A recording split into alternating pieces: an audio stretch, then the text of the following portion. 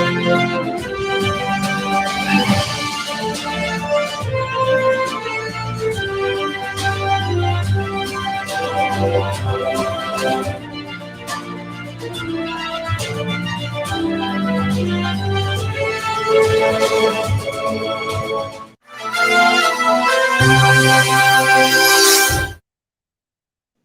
this is Devashish Mukherjee, and I'm here to talk about my new book, which is a biography of former Prime Minister Vishwanath Pratap Singh. Here's the book. As you can see, it's called The Disruptor: How Vishwanath Pratap Singh Shook India. I thought it was an apt title, as during the 1980s, VP Singh did shake India very hard indeed, at least 3 times, if not more. The first time was immediately after he was appointed finance minister by Prime Minister Rajiv Gandhi in January 1985. He had already been Chief Minister of Uttar Pradesh for 2 years and even Commerce Minister earlier, but on the national scene, he was then still a fairly unknown quantity.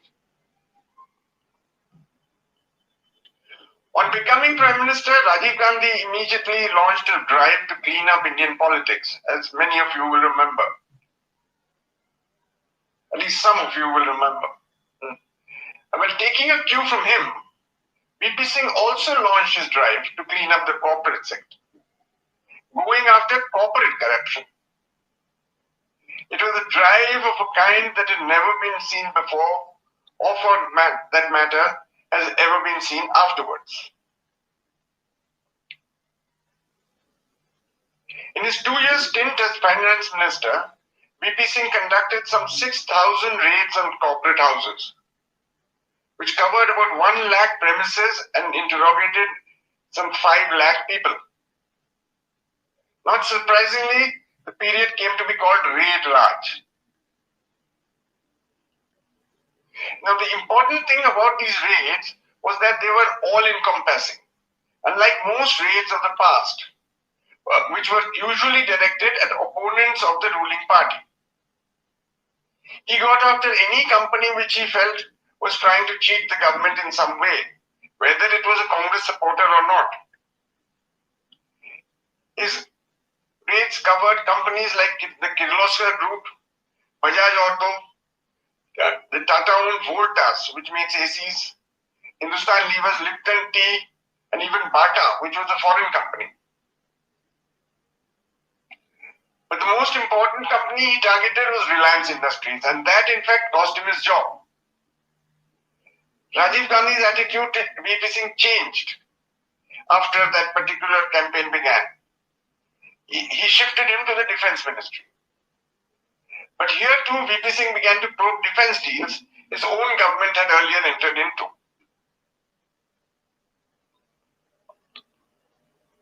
Now, the second time VP Singh shook the country was after he was thrown out of the Congress following his Raid Raj and his defense deal probes. He managed to get the entire scattered opposition together, forming the Janata Dal with some of the parties and working out alliances with the others. They launched a huge campaign against the Congress's alleged corruption and won over at least North India completely. In the 1984 Lok Sabha election, the Congress had won 404 seats, its biggest victory ever. But in the 1989 election, VP Singh, bringing together all these opposition parties, defeated it and formed the Janata government, becoming Prime Minister himself.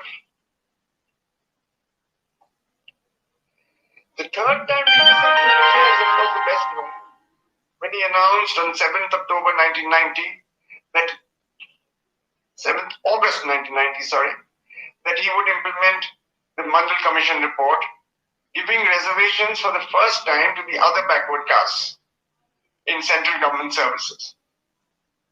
The decision was hugely controversial when it was enforced and led to a prolonged agitation which also saw upper caste students setting themselves on fire in protest. While the merits and demerits of this step can be debated forever, the fact is that 2 years later, the Supreme Court upheld the decision and the 27% reservation that had been introduced. Finally, VP Singh also sacrificed his government to prevent the Babri Masjid from being demolished, resisting the first attempt of the Vishwa Hindu Parishad to do so. And in these conflicted times of today, that remains a beacon of secularism. So all these reasons prompted me to attempt this biography. Thank you.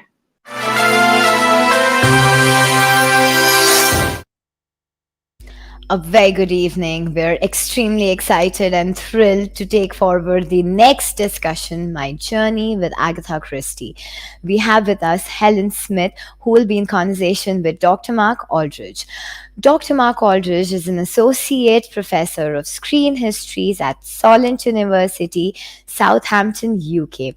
His most recent book is Agatha Christie's Poirot, the Greatest Detective in the World, which celebrates a century of the fictional detective. He previously told the full story of Agatha Christie on film and television in Agatha Christie on Screen. Our next guest today with us is Helen Smith. Helen Smith is a British novelist who lives in London. Her first two books, Alice in Wonderland and Being Light, feature Alison Temple, a private detective who works at an all-time female detective agency in London. The Miracle Inspector is a dystopian thriller set in England in the near future. The Emily Castles mysteries are entertaining mysteries featuring a mature Emily Sleuth Castles. She received an International Thriller Writers Award for Best Short Story in 2019. I now request Helen Smith to begin the discussion. Thank you. Thank you so much for joining us today. As you can see, we're online for the Pune International Literary Festival. We're lucky enough to have a renowned Agatha Christie expert here to talk to us, Dr. Mark Aldridge. So I'm going to be, hello Mark, I'm going to be asking him a little bit about Agatha Christie herself, and then a little bit about why he was so drawn to Agatha Christie to research her. He's, as you would have heard, a senior lecturer at Solent University, but he's also written a couple of books about Agatha Christie. He's written Agatha Christie on Screen, and also, I'm not sure if that's showing up in the camera, but Agatha Christie Poirot, the Greatest Detective in the World. And this book, and again, we'll talk about this a little bit later with Mark, but it's fascinating.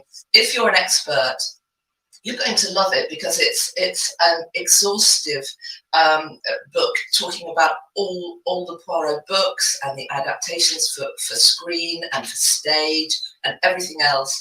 But it's also very accessible and very entertaining. And so if you don't know very much about Agatha Christie or you want to know more, you're definitely going to enjoy it because it's written for everyone, and there's the wry wit that comes through. So congratulations on that, Mark. So let's begin our talk.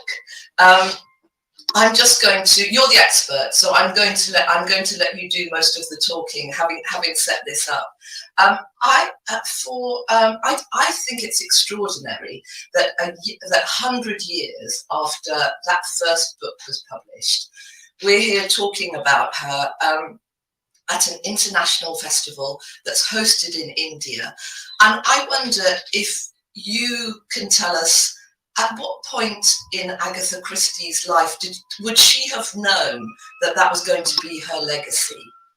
Oh, that's really interesting. That's a really good question, because so for people who don't know, her first novel, a detective novel, was published in 1920, Mysterious Affair at Styles, and it did well. You know, it didn't become sort of a phenomenon, but it did well. It established her, and actually it was during the towards the latter half of the 1920s that she started to become recognized as one of the greatest detective story writers of the era, along with several other people. You know, she wasn't the only one, but recognised as being in that top tier. When she started to write things like The Murder of Roger Ackroyd, which I won't spoil for anybody, but does very clever things with the detective fiction form, and was starting to really reach her peak then. So she started to have a good idea from the late 1920s. That's when she started to write as a profession. Up to that point, she hadn't really considered herself to be a professional writer. It was sort of something that she did for fun and just sort of kept her going for her interests. But in the late 20s, when she separated from her first husband, that is when she actually started to become quite self-sufficient, more so than she had been. So she started to get a bit of a sense then, I think, that she was writing stuff that people really enjoyed. And then in the 1930s, that's when she writes many of what we recognize as the all-time classics, things like Murder on the Orient Express, Death on the Nile, and Then There Were None.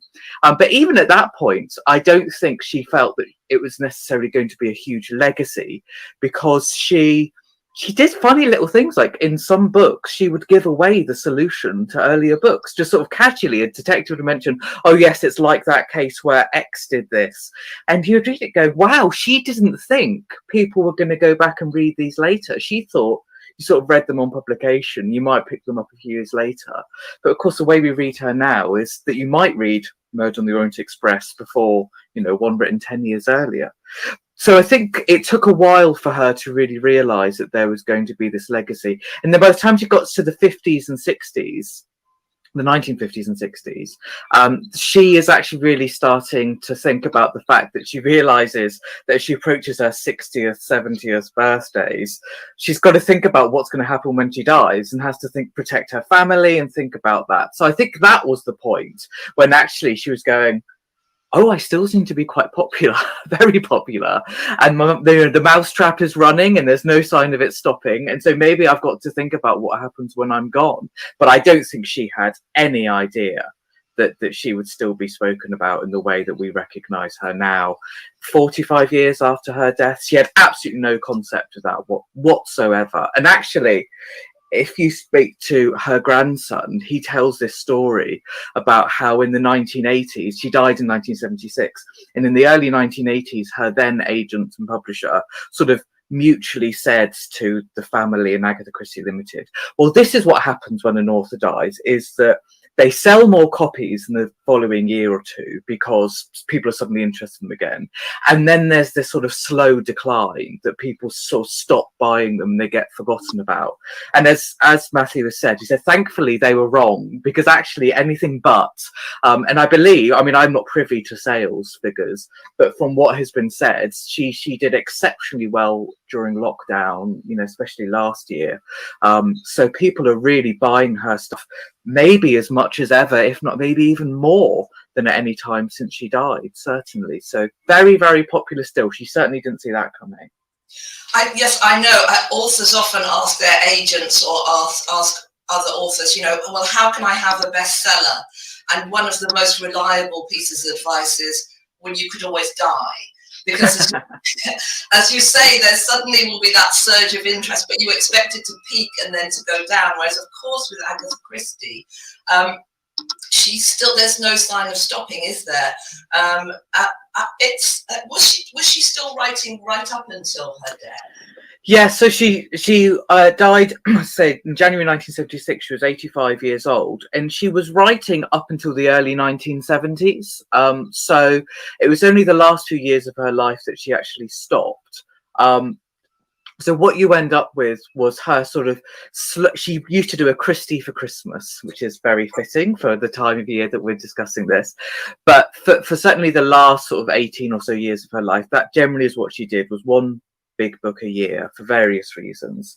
And it started to become a bit more difficult. So in part because she had other things she wanted to do. So if she wanted to write a play, then she wanted to spend time on that rather than a new. So sometimes there'd be things like it would be a collection of short stories that had never been put in book form before, maybe had been in magazines. So they started to occasionally have years where she didn't actually have to have a new book. But what she did very cleverly and quite famously is that actually she had written a couple of novels earlier in her career that she was saving for after she died, and one of them was published after she died, Sleeping Murder. But the other one, Curtain, which is Poirot's last case, they actually did publish at the end of 1975, so only a few months, before she died.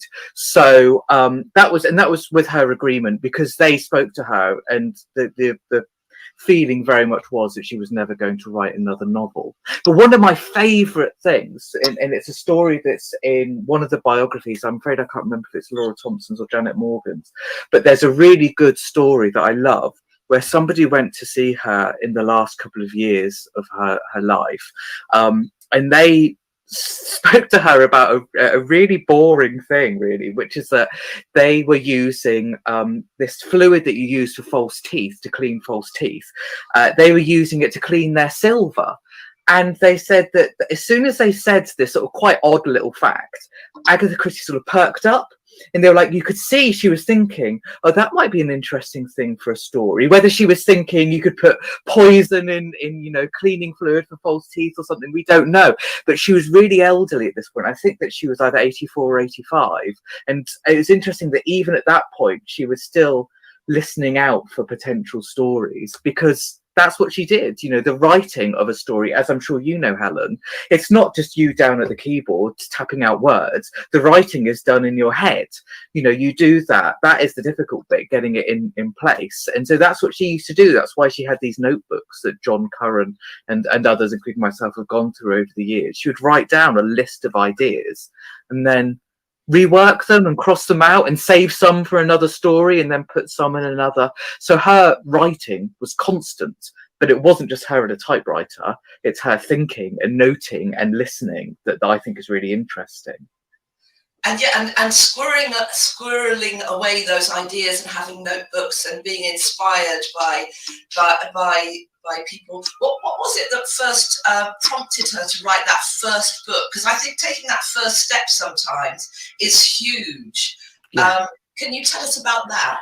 I can. So she was born in 1890, and in the early 1900s, she did do some writing of her own. So not detective fiction, but poems, some short stories, some of which were published later, others weren't.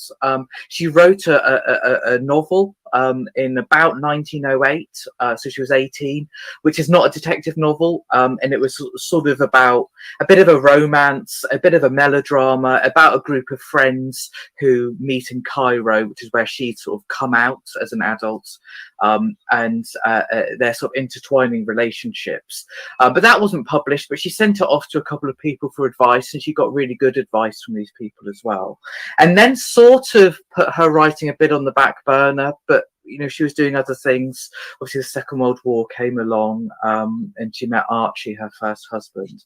But what actually happened was that she loved Sherlock Holmes and loved detective fiction, including people like Gaston Leroux, who wrote, actually, Phantom of the Opera and Mystery of the Yellow Room and all sorts of things. And what she did was she had a conversation with her sister Madge, and Madge said that she felt that Agatha would not be able to write a piece of detective fiction that you wouldn't be able to solve. And I think this is the important thing. It wasn't just saying, oh, I don't think you can write a bit of detective fiction, but I don't think you'd be able to fool the reader in the way that the best detective fiction writers could. And Agatha sort of was interested by this idea and thought about some ideas, and then got ill, had flu or cold, and went to recuperate. And that was the point at which she went to a hotel on Dartmoor and really sort of finished off this story and wrote it. And it did indeed win that bet. But this was in 1916, so the middle of the First World War. And she sent it off to a few people and there wasn't much interest. But eventually it sort of did the rounds, and she did get a publisher, the Bodley Head, who said, yes, actually, we would quite like to publish this. And this was years later. It wasn't published in the UK until 1921, so 5 years later. So I guess if there are any people watching this who think that it's taking a while for their stuff to be published, don't lose faith, because Agatha Christie didn't. She'd sort of forgotten about it. She did say later, I'd forgotten about it, actually. or that it had been sent out. And then one day they said, okay, we'll pay you a small amount of money, give you a very poor contract. Again, that's pretty typical for authors. And we'll publish it. So she stuck with Bodley Head then for 6 books.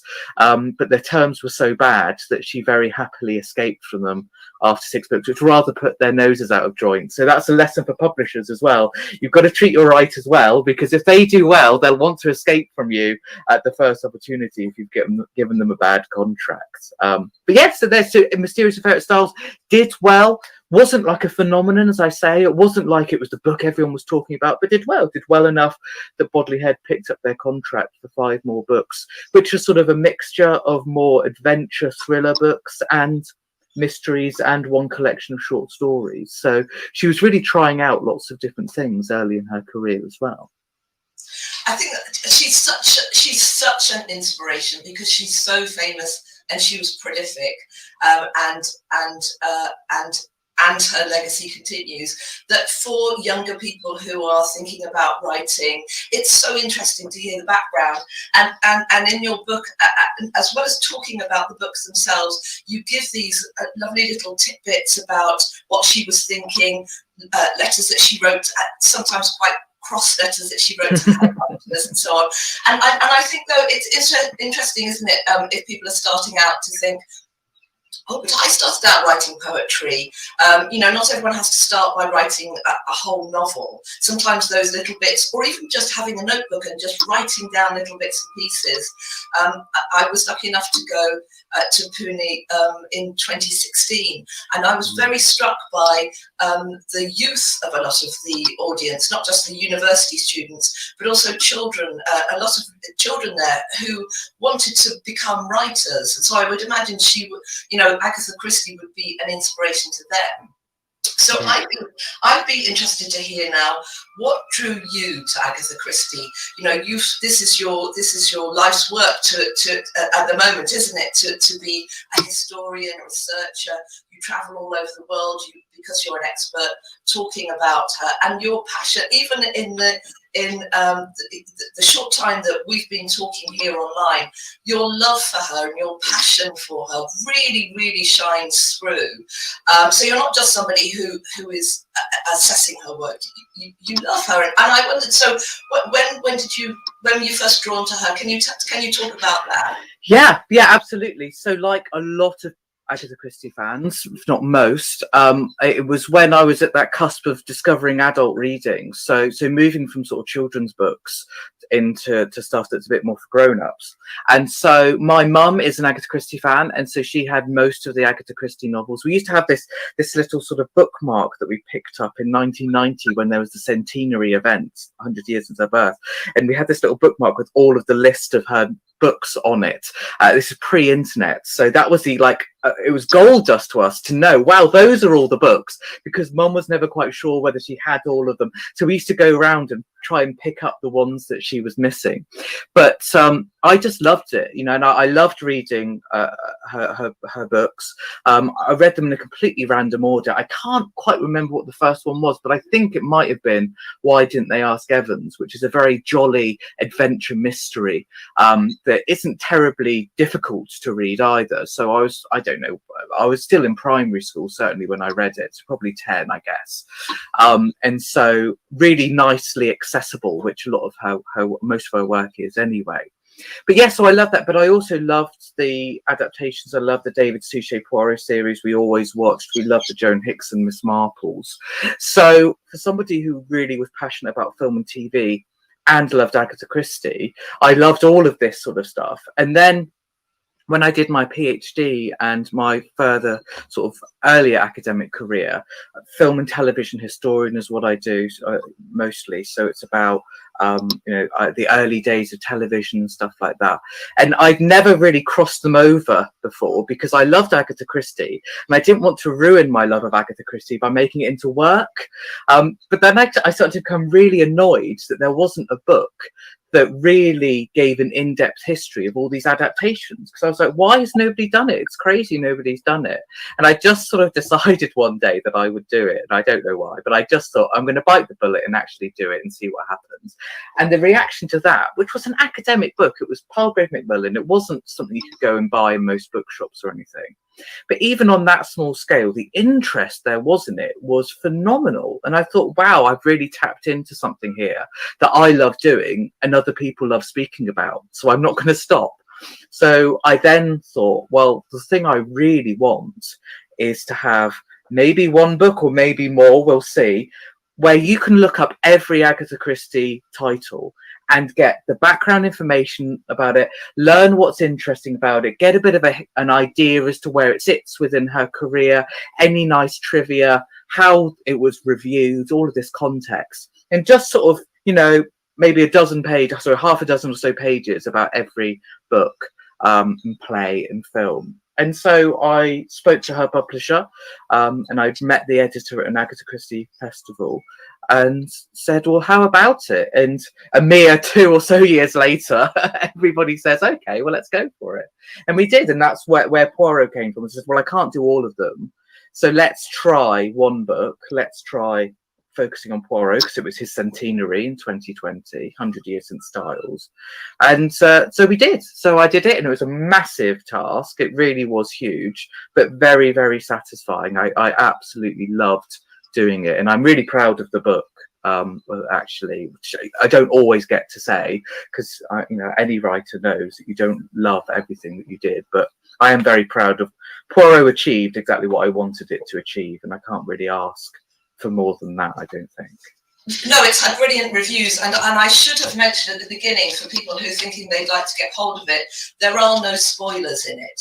So, you know, I think that's quite important, isn't it? Because sometimes when I think I want to read a book, a novel, you have to be careful even reading on the back, because I like to just go in completely cold. So with your book, you do discuss obviously what happens in the book, but there are no spoilers. Nobody would need to think, oh, I better not look at that bit because I haven't read that one yet.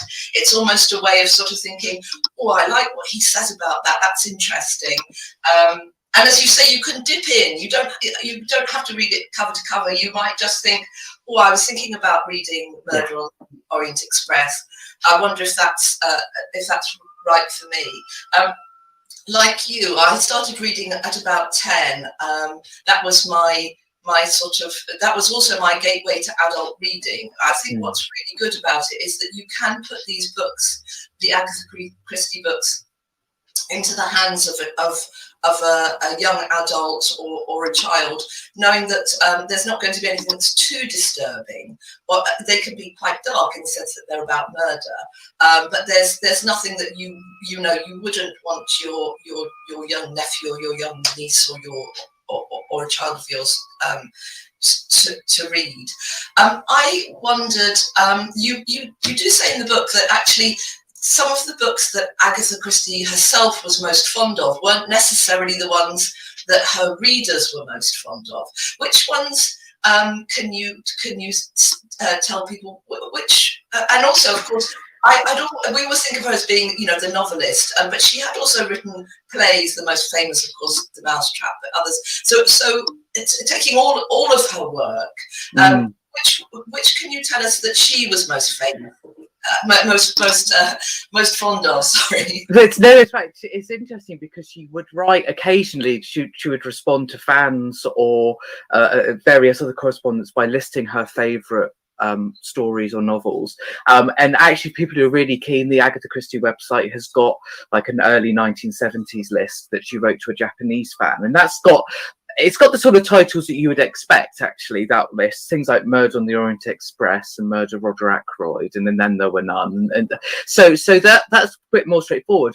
The list that I think you're thinking about, which is a really interesting one, is when it was clear that she wasn't going to be well enough to write another novel, at least anytime soon. She did speak to her agent and publisher and say, well, perhaps you could publish my, collection of my favourites, what you might call, the chef's selection or something. And she says, it's really interesting, the list, that very few of them are murder mysteries, relatively, compared to the fact that most of her books are murder mysteries. And she really concentrates on the ones that are much more about relationships and often are quite sentimental, which she does have sentimentality in lots of her books, but it very rarely dominates. It's usually maybe one sort of subplot or something. But the ones that she were picking were ones that she'd written when she was quite young, for the most part, and they were ones that were very much about sort of young people in love and relationships of all sorts of kinds. And when I say love, it's all sorts of different love, not necessarily romantic love, but about different sort of relationships. So those were the things that she towards the end of her life really was quite nostalgic for, which I think is really interesting. And I don't think she's alone in that any of us who've had older relatives who perhaps are less well and often will go back and remember things from their youth and think about them in a much more positive way than perhaps they even felt at the time. So she knew that she had sort of her classics, that were widely accepted as a sort of canon of Agatha Christie greats. But on a personal level, she tended to like the ones that were very much about relationships and character-led ones. So on her list, they are things like short stories which were collected at various points that actually don't even have a crime in them, or that are perhaps have Tommy and Tuppence in them, with several of them I seem to recall, where they obviously, for those people who don't know, I guess, but they were a couple that we meet in one of her youngest books, and one of her earliest books, and they fall in love whilst investigating various crimes, and we follow their relationship over several years. And actually, they feature in her last novel, Posthum of Fate. The last one she wrote was a book called Posthum of Fate, which I don't think anybody will tell you is a great book. She's quite elderly by this point.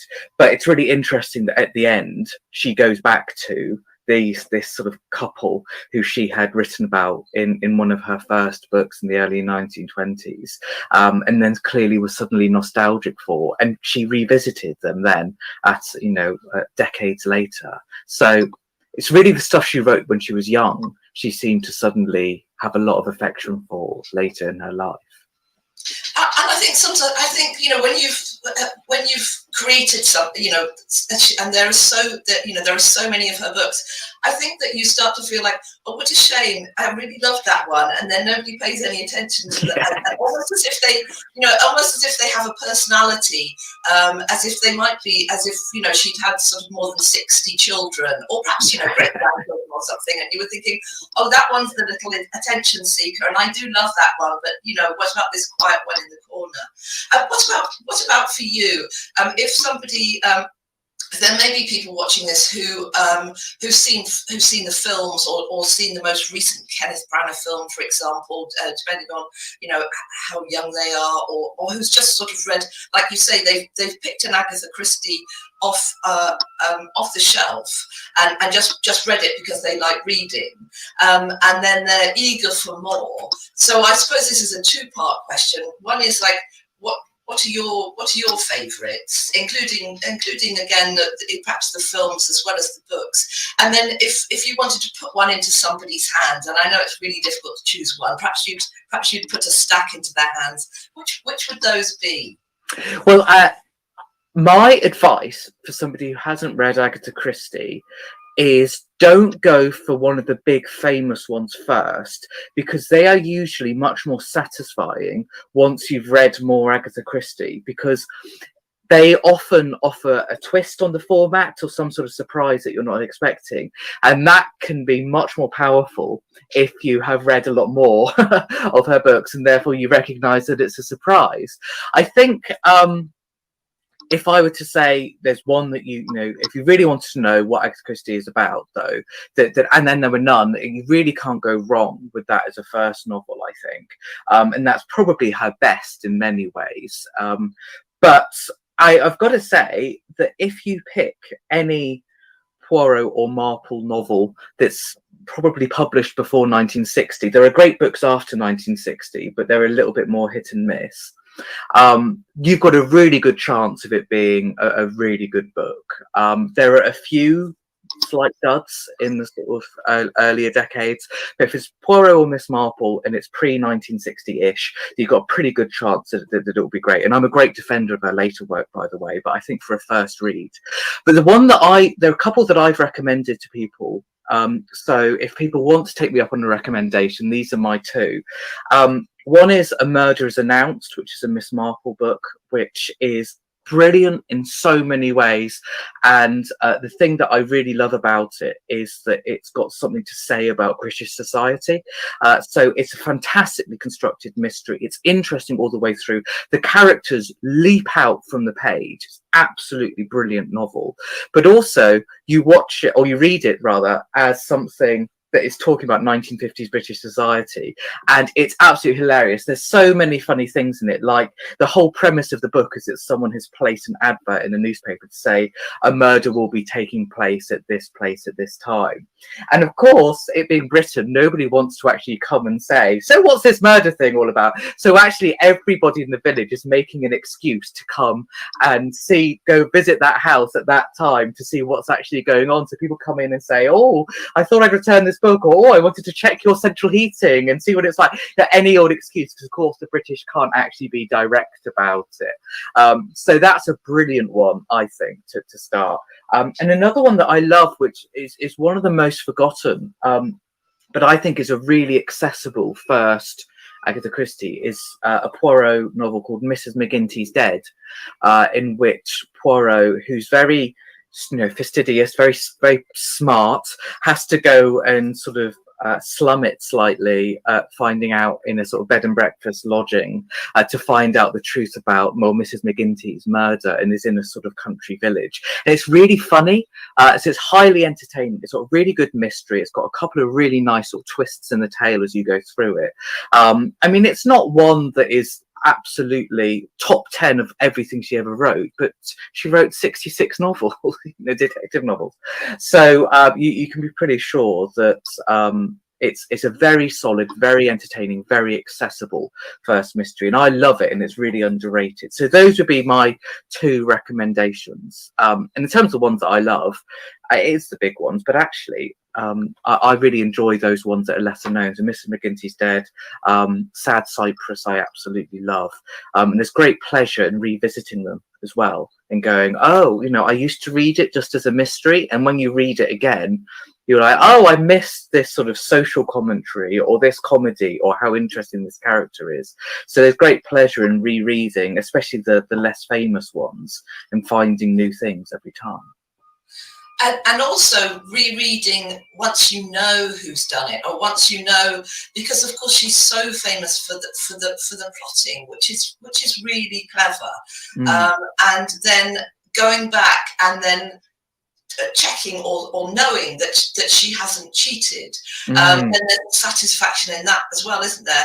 And I think when you, especially if you're younger and you start out reading them, you take it for granted that it's brilliantly done, and then I think as you get older and you read other things and you see that obviously some novelists they're brilliant with characters, or with their descriptions or the language, perhaps less so with the plotting. You realise how important it is, and I think, would you agree that one of the reasons perhaps that there are so many then film and TV adaptations is because you must have a good plot on screen for it to work. Otherwise, it's just. I mean, is that one of the reasons? Do you think that she then continues to live on elsewhere, on screen, on stage? Absolutely, yeah, you're spot on. I completely agree. It's this thing about that her books are not that long, certainly by modern standards, which means that her plotting is very it's very tightly plotted. They usually aren't sort of books that have got loads of subplots that go nowhere. There are a few exceptions, but usually you're very focused on a few particular strands, and that's great for film and TV. If you want to do a 100-minute film or TV program, than to have this sort of 220, 250 page book that you can condense down quite easily. But she does this also, this brilliant thing which people can take for granted, of having immediately identifiable characters, so you know who is who really, really quickly, and that's much tougher than it might seem. And I've read a lot of sort of contemporary crime fiction, and it's something I struggle with a lot in writers that aren't Agatha Christie, is I'm constantly having to flick back and go, oh, who's Graham, which guy's this, and is that one of the twins? And whereas with Agatha Christie, she very clearly identifies who's who, and that is brilliant for film. If you want to have 8 suspects perhaps, then right away, oh well, that's the sort of philanderer brother, and that's the lord of the manor, and that's the maid, and all this sort of stuff, which means that you can get straight to the plot. And the plot, as you say, it doesn't cheat. It really doesn't cheat. She doesn't cheat. She knew that people would be checking. There are rules that she sort of kept to, mostly once or twice sort of broke, but broke with good reason, I think, that the detection club had sort of set up. And so she knew that people wanted her to play fair, and she always did. That doesn't mean that she doesn't misdirect. I think that some people can sometimes feel that, oh well, I thought she meant that. You think, well, that's the point, is that she wants you to think that, but she's not actually saying that. If she says this thing and you jump to conclusion A, then that's brilliant, because she knows actually conclusion B is the correct one, but she's just said enough to make you think, I've worked this out. Of course you never have. I mean, I almost never have I actually solved an Agatha Christie while reading it. I was trying to think the other day, and there's 1 or 2 that I know that I worked out pretty easily. But beyond that, I mean, the other 60 or so, she absolutely outfoxes you. Even if you get one strand of it right, if you're like, oh, I've worked out that that's actually the secret brother. It's highly unlikely that you've worked all of it out. She's too clever for you. I've her in the 30s, I think, were her golden age, and they're also talked about as a detective story golden age, and indeed that's the theme of this festival. I'm wondering, did Agatha Christie invent rules for detective stories that we now follow as a matter of course, or was she just somebody who executed them better than many others? Because I think what happens when something's gone before, it's very easy to say, oh, I've seen that before. That's not, that's nothing new. And yet perhaps it was, not just for Agatha Christie, but literally for anything where it becomes popular. So could you perhaps talk about that a little bit? Yeah, so there were these sort of rules for detective fiction which were adopted by lots of the key writers of the time, and my memory is failing me in remembering who wrote them. But the sort of the Detection Club, which was the group of crime fiction novelists who sort of knew each other, they adopted it later as well. And so it was mutually agreed set of rules, and she didn't create any new ones. She did push back against a couple, but I'm not going to ruin what they were, because those are twists. But it's fair to say that she broke them in a way that was legitimate once you've read the whole novel. If you don't feel that it's been unfair. But the rules were really handy things. I think not so much as sort of a set of rigid, if you break these rules, then, it doesn't work, but actually as a general template for what is good detective fiction. And the one that always sticks in my mind is that you should be introduced to the murderer early. And I think that's such an important one, because actually there are quite a few detective books, older ones, where actually somebody will pop up in the last third, and you'll find that, great aunt, Jean, who was supposed to be on a cruise, actually had been, living down the road or something, and had killed people before we even met her. And that's a terrible cheat, because there's no way for you to work that out.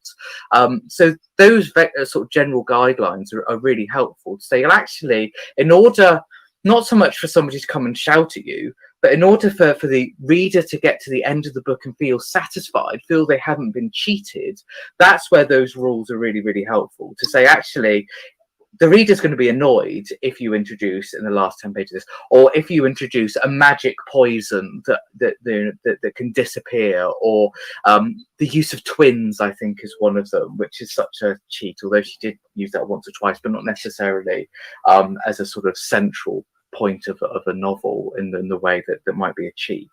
But there are these things, and I think it's fair enough that you just go, well, this seems to be how it works. But she didn't worry too much about them, because she was very sensible and going, well, I just have to be fair, and if you're fair, then that's enough.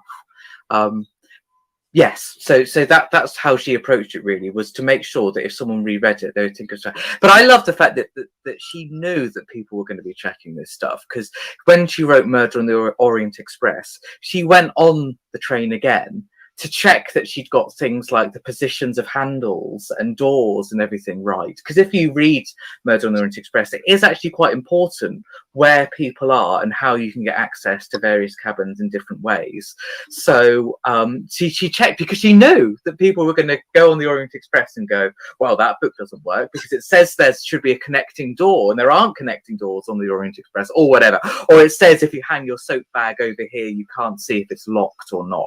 Well, you can. You know, she knew, she checked, she knew that people were going to be really checking. Maybe not checking 85 years later, which is what we're doing, but certainly that people would be checking. Yeah, it's because I think, as you say, the writer has a duty to the readers so that they don't feel cheated, and I think that you don't necessarily need to have, you know, at your desk a list of rules. They're internalized, and I think that what's important is that they're internalized for readers, because a reader doesn't have a checklist of you know, what did she do, but you know yourself whether or not it's satisfying. And it's interesting, isn't it, that in adapting her books, so famously, some of the more recent ones, Sarah Phelps is a screenwriter who hadn't read Agatha Christie before. So when she was doing, as I understand it, actually, I'm saying this and then you're the expert, but I'll let you talk about it. So she came new to it, and she was trying to honor the book, which in many cases are quite dark. And I think that some of the adaptations going back, or perhaps into the 70s or 80s, there was a sense of like, oh, it's Agatha Christie, it's all just a bit of fun, and let's just pop a Poirot in there, even though it's not a Poirot, perhaps even more recently. And there's, you mentioned, oh my goodness, the Mcginty book, where you were talking in there where actually, I think it's they put Miss Marple in it. They did, and it's you know, so that idea, I think, of playing fast and loose. It's great to be inventive and creative, and but you know, so I suppose it's quite. I know that I'd like to talk to you in a little bit about the book and how, you know, how one goes about researching all this, but clearly you have you talked about her son and grandson Matthew and James. They're clearly guardians of the legacy, and they're trying to make sure that these adaptations are true to what she wanted. I mean, how was she ever disappointed in those film? Oh yes. Oh, she didn't like that. Oh, she didn't like adaptations. Full stop. Didn't like them on stage. She didn't like them on TV. Didn't like them on film. There were exceptions. She really liked the Billy Wilder film of Witness for the Prosecution, which is a wonderful film from 1957. She liked that. She seemed to not mind the Albert Finney Murder on the Orient Express from 1974. There's not a lot of correspondence about that, actually, but she didn't seem to mind it. But the one that you were talking about there, the Mrs. Mcginty's Dead, which was indeed made into a Miss Marple film starring Margaret Rutherford in the 60s. And those were the films that actually really started to upset her, because they were making these sorts of changes that she felt were quite arbitrary, I think probably were, where things like dropping Miss Marple into a Poirot novel. There were four of them that starred Margaret Rutherford as Miss Marple, and the fourth is pretty much an original story. You know, that's how quickly they went from adapting. The first one was a fairly close adaptation by their standards of 450 from Paddington, and then there's 2 where they put Marple in the Poirot novel, and then the last one they just put her in their own story anyway. So this real sort of drift, and so she found it actually really upsetting. And so what you got then was that, so she only had one child, her daughter Rosalind, and Rosalind and her husband Anthony Hicks, they protected the legacy then through the 70s really, really closely, because they saw how much it upset Agatha. So when they allowed Murder on the Orient Express to happen, it was a big deal, and there were all sorts of provisos for it, and that it was a one-off, and that if they didn't want to do another one, that was it. And so it meant that actually in the 70s onwards, Rosalind and then her son Matthew were very, very protective over it, and really wanted to keep the adaptations as close as possible. And, you know, we're combing through the scripts. I've gone through it, you know, some of them in that book. I summarise, you know, the comments that you would get from them, absolutely combing through. I mean, one that stands out in my memory is when she was reading, Rosalind was reading a script for an adaptation of Appointment with Death. The things that she was writing that she had objections to included a British doctor asked somebody if they'd taken their medication, and she was like, British doctors would never say, have you taken your medication? They'd ask, have you had your medicine? You know, and it's absolutely like that. That's how, you know, how absolutely fastidious she was about it. But then, of course, what you get in the 70s, 80s, 90s, these really, for the most part, quite close adaptations. The David Suchet series as Poirot, Joan Hickson as Miss Marple. And I guess once you've done that, you think, well, now what do we do? You can't just do them all the same again. And so the perspective of, you know, the keepers of her legacy, so Matthew and now it's his, as you say, his son James is CEO of Agatha Christie Limited. And I don't want to speak for them, but you can absolutely see that their perspective has been, well, you've got to try something new, and you've got to give people a bit more freedom. And I think what you get for that is that you get some that, in my opinion, work really well, and others that really, really don't. And I guess that's quite an interesting gamble to take, to say, is there any point in doing an ABC Murders, for example, for which there is already a brilliant David Suchet adaptation in the 1990s? Do we want to do it again like that? Probably not. So at least perhaps give Sarah Phelps the freedom to try out something new. I didn't particularly like it, I have to say, but other people really loved it. And it was interesting to me that the people who seemed to love it are people who didn't really know Agatha Christie that well, and now seemed interested in finding out more about Agatha Christie. Now, it might be that they go and read the ABC Murders and think, oh, this doesn't seem to be quite like what the TV adaptation was, but it is keeping her, you know, interest in her going. So I can understand it. I don't think there's any point in just making adaptations that are just remakes of old adaptations and keeping very close to it. But that also means you've got ones that not everybody's going to like, and there are some that I've really enjoyed and some that I really haven't. But so what? You know, it's done then, and I'll wait for the next one, and hopefully that'll be, you know, a bit more interesting. It's interesting. Hugh Laurie has just finished making Why Didn't They Ask Evans, which is a much lighter adventure mystery novel. And I don't know anything about it other than what's come out. I'm not privy to anything special. But my guess is that it might be a bit of a reaction against these darker ones that Sarah Phelps did. But maybe I'm wrong. But it'll be really interesting to have a bit of a lighter, more adventure, sort of fun, I guess, Agatha Christie, is my guess, because I don't know why you'd pick that one otherwise. But it'll be interesting to see.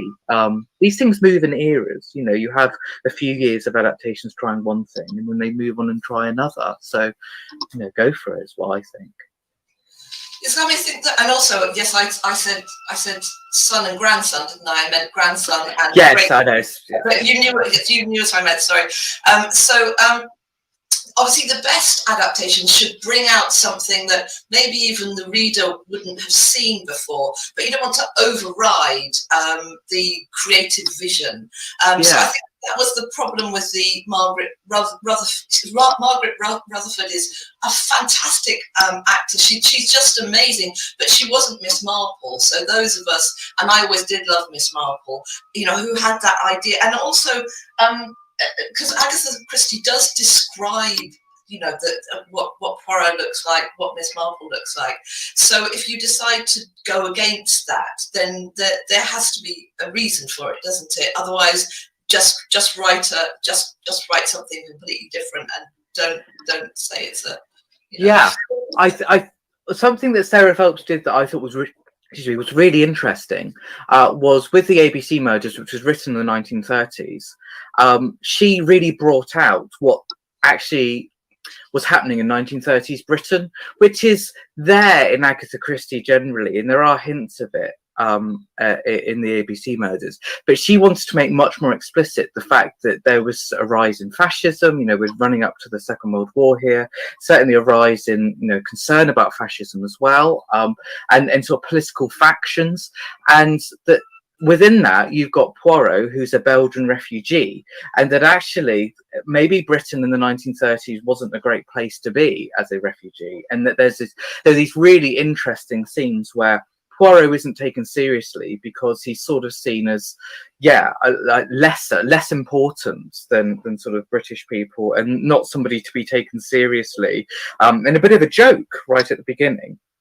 So I thought that was really interesting, that when you write a book, I guess, you don't necessarily understand the context of that book as well as somebody who comes to it decades later, because you don't know what's coming next. You're not writing the ABC murders thinking, oh, there's going to be a war in a few years. So it's quite interesting to retrospectively look back and be like, well, actually, what was on the horizon that there were hints of, but that perhaps these characters wouldn't have the knowledge of. So I think that is a really, really interesting thing that she did that with the ABC murders. So that's a great thing that you can do with adaptations, is sort of tease out this stuff. And there were other bits in it that I wasn't keen on, and that's fine. Doesn't matter. I'm putting my glasses on because I've just got a message. I thought, my goodness, it's like all these things. You think, oh, we've got 50 minutes, and now we've got a couple of minutes. And I'm sorry to people watching this, because I had wanted to ask you about the process of writing this book, and we're not going to have a chance to do that. But you do have a website, and you do also have some recorded lectures and interviews like this. It's been so fascinating to talk to you. I've loved it, and like I say, your passion shines through, as it does in your book, as it does in every interview I've seen, every lecture that you've given. So if people want to find a little bit more about you and more about Agatha Christie through you, where can they find you, Mark? Yeah, so my website is markaldridge.info, and my Twitter handle is @Dr. Mark Aldridge, so you can come and find me there. I'm always tweeting about Agatha Christie. But just to say quickly, I know we just had a prompt to say that I think we've got 5 more minutes if we want them. So just to say quickly about what the process was, is that it was a lot of archival stuff. That's what I wanted to do, is really go back, get the context, see what was going on in Agatha Christie's life, see her discussions with her publishers, and make sure that people understood the story behind these novels and films and stage plays and stuff. And that's what I thought was really exciting. So that was what my process was, really, just to say quickly. It was about going back to the source as much as possible and not relying on sort of secondhand stories and things that we've heard a million times before that we can't necessarily check the veracity of. And I'm not criticizing anyone here, but just that happens. You read articles and people say, oh, Agatha Christie was this, or this book happened because of this. And I wanted to break that down a little bit, really, and go back. So the family archive were fantastic, publishers archive, both of them actually, and lots of other smaller archives as well. So that's really what I wanted to do, go back and hear from Agatha Christie as much as possible, hear from her, and make sure that her voice was really prominent in the book. So it would have been important to have the participation of her family and of the people who guard her legacy, yes. Because you clearly did work with them. Did you go down to Greenway? I wanted to ask you about that, and we're almost out of time. Greenway, which is her holiday home in Devon, which is now owned by the National Trust. Yes, I've been there many times. I'm from Devon, actually, so I've been there sort of lots of times. There isn't too much left there because it's all been moved to the family archive, which is in Wales, and that's where her grandson lives. So I know her grandson pretty well. because I've been researching for a long time, and he obviously is fantastic, some person to talk these things through and to give me access to this stuff. So him and his son James, who's CEO of Agatha Christie Limited, massively helpful, really were interested in the project, and I wasn't interested in doing it unless it had their approval. That's what I wanted, that they thought there'd be some value to it. And so really it's been a fantastic experience, and probably not over yet. I'm not done with Agatha Christie. Do you think there might be more books? Because as you say, this one, I mean, and it's huge. I mean, this one is Poirot. It's I mean, it's got illustrations in it. It's got, like, as you say, trivia. You know, all the background, all the nuggets from your research that you've distilled down into this really enjoyable book. So you think that you think there might be more? Yeah, I hope so. I think that you know, we're having chats about doing a sort of Marple book, but it's very complicated because you've got to line up different people wanting different things at the same time. But I think there's every chance something like that might happen. And I did a little bit of research for it while I was doing that one as well, because you never know. But definitely something is going to happen, and we'll just have to wait and see. I wanted to have you ever tried to write a detective novel yourself? Or story? No, never. I'm not a fiction writer whatsoever, and I would tell you exactly what would happen if I tried to write a detective fiction book. Is I would end up rewriting an Agatha Christie, because I just know I would. That I would end up being like, oh, this is a great thing, this is a really nice twist, and then realizing that she'd done it already. No, I'm not. Most people who seriously study or are interested in Agatha Christie that I've encountered, who do it in some sort of professional way, do seem to write detective fiction. And I'm a real exception there. And I'm quite pleased about that, because I feel like it gives me a little bit of distance, that I'm not competing with her in any way. I can just admire her genius, and not worry about it. No, she's too good for me. I don't have that sort of a brain. I would never be able to compete. Yeah, no, and you clearly do admire her genius, and it's been such a joy to talk to you. And I wish we had longer. I'd just like to say to everyone who joined us, who's watching this, thank you so much for joining us. It's been a real pleasure to talk to you, Mark, and to learn more about Agatha Christie. And I will be looking out for what else you're doing, and following what else you've got to say as well. It's just been so fascinating, and I'm sorry that we've now run out of time. Thank you very much, Helen. It's been a pleasure. All right, thank you. And so I'll hand you back over to the people at Pune International Literary Festival. Okay.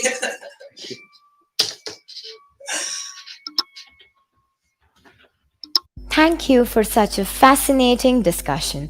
We thank Dr. Mark Aldridge and Helen Smith for being our guests. We will begin our next discussion, The Art of Writing for Children and Young Adults, after a break of 15 minutes. Thank you.